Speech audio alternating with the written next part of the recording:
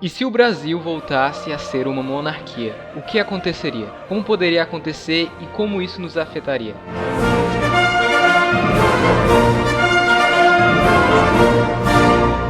Sim, para aqueles que não sabem, o Brasil já foi uma monarquia. Era o Império do Brasil. Essa era a bandeira, e esses foram os nossos dois imperadores, ou reis. Vocês devem estar se perguntando, tá, mas por que iríamos voltar a ter reis e rainhas? Por que algumas pessoas querem tanto que isso volte? Bom, aqui estão alguns fatos que a maioria dos monarquistas usam. Essa é a lista de países com os 10 melhores IDHs do mundo. 6 deles são monarquias, incluindo o primeiro e o segundo lugar. E essa é a lista de países com os maiores PIB per capita do mundo. 5 deles monarquias, incluindo o primeiro lugar, Luxemburgo, incluindo também Catar, que é uma monarquia absolutista. E essa é a lista de países mais felizes no ano de 2016, sendo que dos 10 primeiros, 7 são monarquias. Algo interessante dessa lista é que o Brasil está em 17º.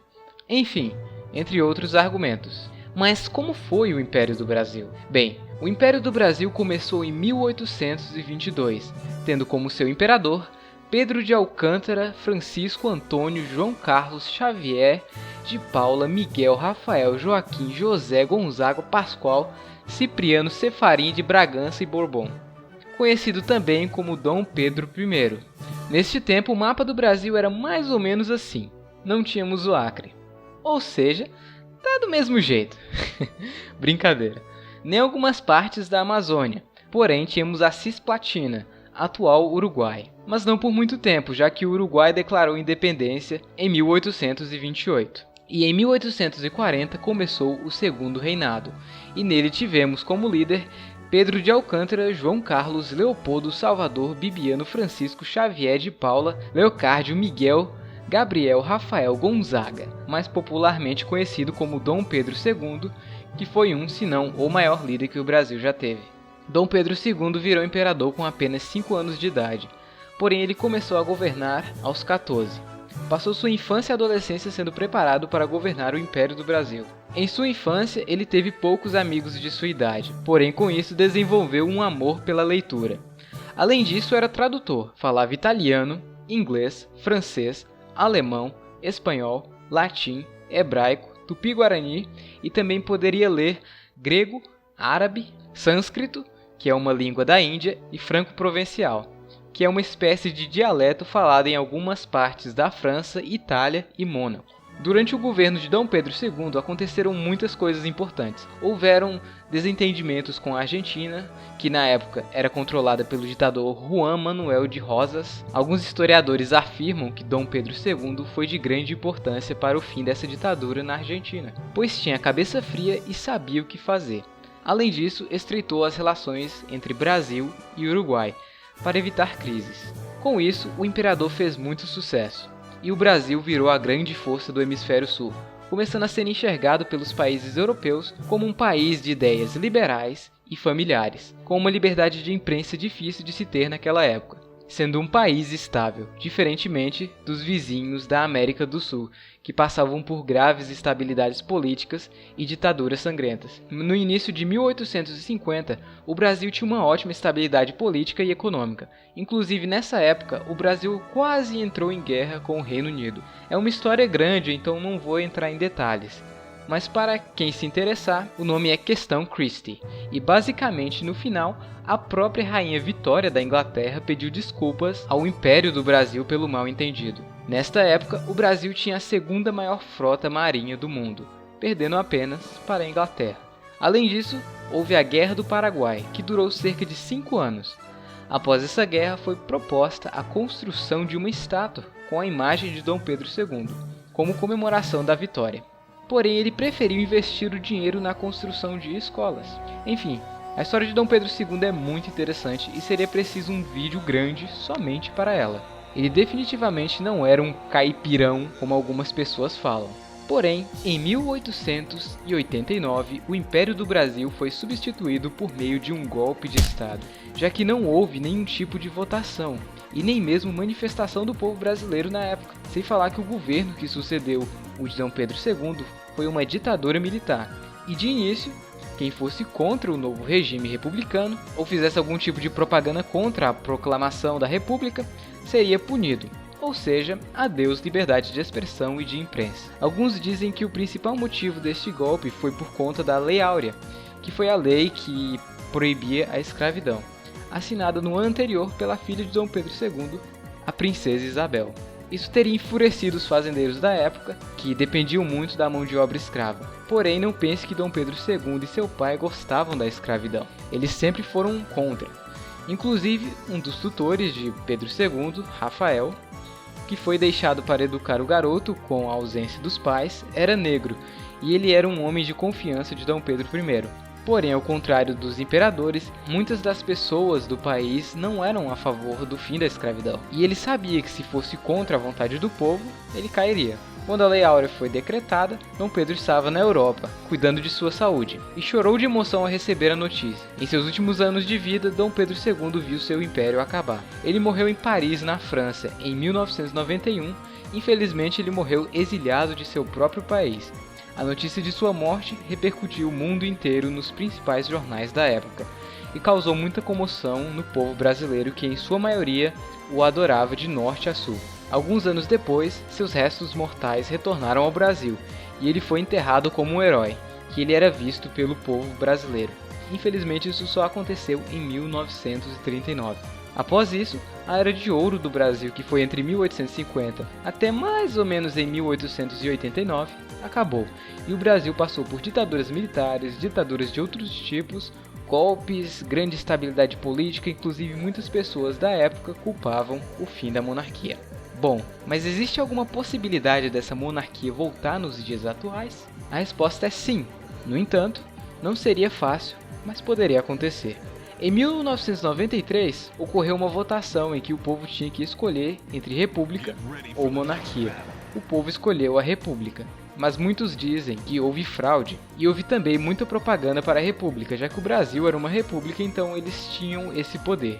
Inclusive o STF tinha proibido os príncipes de aparecerem na TV ou fazerem qualquer tipo de propaganda usando a imagem deles, sendo que eles eram o maior símbolo da monarquia. Então, sem falar que na escola, como vocês sabem, nunca aprendemos direito sobre como foi a monarquia. E esse plebiscito ocorreu 100 anos depois do golpe, onde as pessoas obviamente não sabiam como era a monarquia, e a fonte deles, ao contrário de hoje em dia, era a escola, que por um acaso é do governo republicano, e a mídia também, que na república não tinha boa liberdade, como vocês bem sabem. Além disso, houve um adiamento da votação, o que obviamente atrapalhou na propaganda dos monarquistas. Enfim, seria possível termos uma nova votação atualmente? A resposta é sim, porém seria bem difícil de acontecer. Primeiro, para o plebiscito de 1993 ocorrer, foi muito trabalho, e graças ao deputado Cunha Bueno que conseguiu com muito esforço que a votação acontecesse, com os argumentos que o povo não havia escolhido suas formas de governo, que ela foi imposta ao povo. E bom, tecnicamente esse argumento não é mais válido, já que houve uma votação. Sem falar que nem ao menos temos mais um partido monarquista ou algo do tipo. Enfim, para que isso aconteça, precisaríamos de políticos que apoiassem a ideia, passá-la por todas aquelas burocracias do governo. Enfim, vocês viram no processo de impeachment que isso não é assim tão fácil, para que assim tivéssemos mais uma chance de votação. Mas vamos falar a verdade, se ocorresse é provável que a república ganharia de novo, já que muitas pessoas são mal informadas com relação à monarquia. Muitos pensam que seria uma espécie de governo feudal ou algo do tipo, ou confundem com o Brasil colonial. Porém, com a internet, isso poderia ser diferente. Conheço vários canais com bastantes inscritos que apoiariam a monarquia. Eles provavelmente dariam muita atenção à causa. No vídeo passado eu perguntei a vocês o que vocês achariam de uma volta da monarquia e tiveram muitos comentários, sendo a maioria deles apoiando a ideia. Óbvio, também tiveram pessoas que não gostaram muito da ideia não. Também perguntei quem deveria ser a família real. A maioria concordou que deveriam ser os Orleans e Bragança, sendo alguns poucos que acham que deveríamos ter uma nova, como o Pelé. Não. Ou o Roberto Carlos. Esse cara sou eu. Mas é provável que o rei seria Luís de Orleans e Bragança, que é bisneto da princesa Isabel, que faz parte da casa de Bragança, casa que veio de Portugal, e do conde D, da casa de Orleans, que veio da França. ou seja, criou-se a Casa Brasileira, a de Orleans e Bragança. Outro símbolo muito forte do movimento monarquista atual é o príncipe Dom Bertrand, de Orleans e Bragança, que participa de palestras e vários eventos sobre monarquia. Com isso, também precisaríamos definir como seria essa monarquia, porque existem vários tipos. No modelo inglês, por exemplo, onde a rainha é apenas um símbolo, e é geralmente usada em eventos e coisas do tipo. Nesse tipo de monarquia, quem decide é o parlamento, porém engana-se quem pensa que ela é totalmente sem poder político. Teoricamente, ela poderia remover o primeiro-ministro e dissolver o parlamento. Porém, se isso acontecesse, provavelmente geraria uma crise política no reino. Mas ela tem sim esse poder. Temos também o exemplo da Espanha, que o rei tem um poder maior de decisão. Inclusive, em 2016, o rei da Espanha dissolveu o parlamento e convocou novas eleições, simplesmente porque os partidos não estavam conseguindo entrar em acordo. Então, para evitar novas frustrações, ele teve essa escolha. A Espanha também é um bom exemplo de país que virou república e voltou a ser monarquia. Temos também as monarquias absolutistas, onde o rei ou imperador tem o poder supremo, manda e desmanda do jeito que ele achar melhor.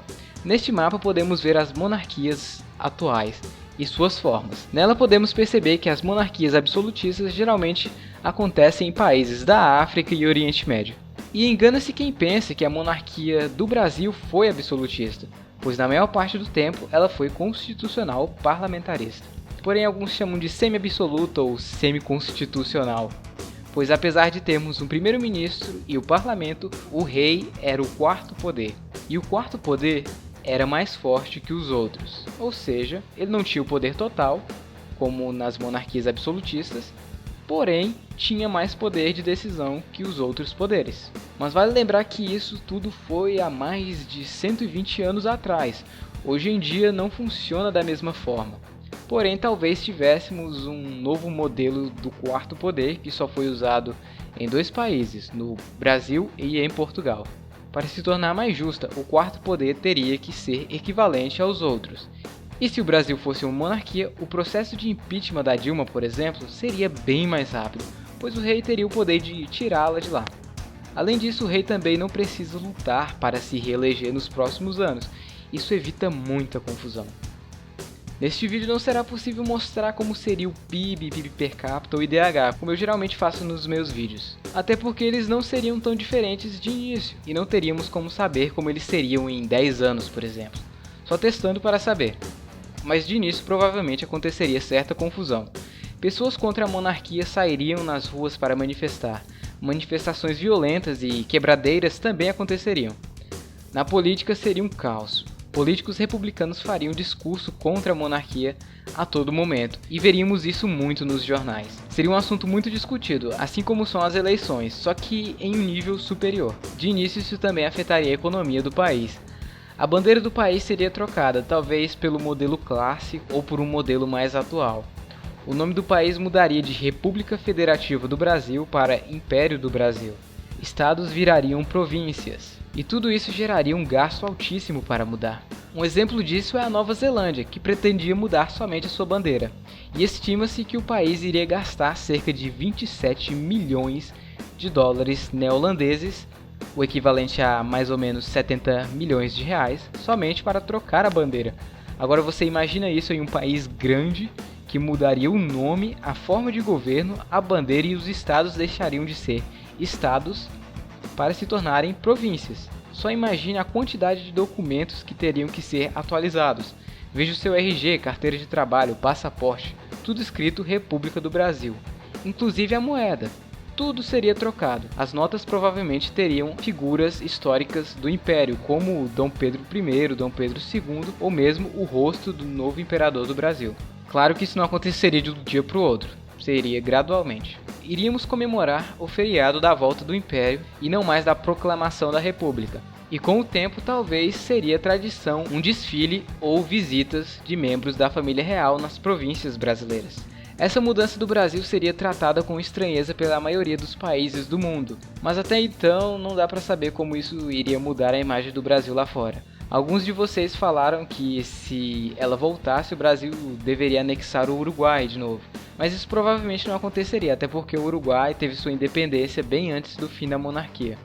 Não faz sentido anexá-lo novamente. Assistindo alguns vídeos de Dom Bertrand, percebi que ele é bem liberal em termos econômicos. Isso seria ótimo para o crescimento do Brasil.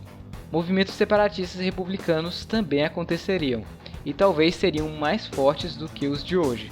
Enfim, alguns de vocês talvez tenham ficado decepcionados com o que poderia acontecer, mas como eu falei, muita coisa poderia acontecer. O que podemos fazer é especular. Muitos de vocês falaram que se o Brasil virasse uma monarquia, ele seria de primeiro mundo e desenvolvido. Mas obviamente isso não aconteceria de uma hora para outra, e poderia nem ao menos acontecer. Então eu resolvi não exagerar. Talvez eu faça um vídeo sobre se o Brasil nunca tivesse deixado de ser o Império. Aí sim teríamos muita mudança e muita coisa para especular. Enfim, espero que vocês tenham gostado. Gostaria de agradecer ao canal TV Imperial, que é um canal focado na monarquia. Os vídeos dele foram de grande ajuda para este. E não se esqueça de se inscrever no canal. Eu realmente preciso muito da ajuda de vocês para que eu possa continuar fazendo vídeos para o canal, pois os vídeos dão muito trabalho e atualmente eu estou com muito pouco tempo livre para me dedicar ao canal. Então não se esqueça de se inscrever, e eu também criei uma página no Facebook, então vão lá e deem um like, porque lá eu irei notificar novos vídeos e também interagir melhor com vocês. E a pergunta do vídeo de hoje é: o que você acha que aconteceria se o mundo todo se unisse e formasse um só país? Como isso poderia acontecer?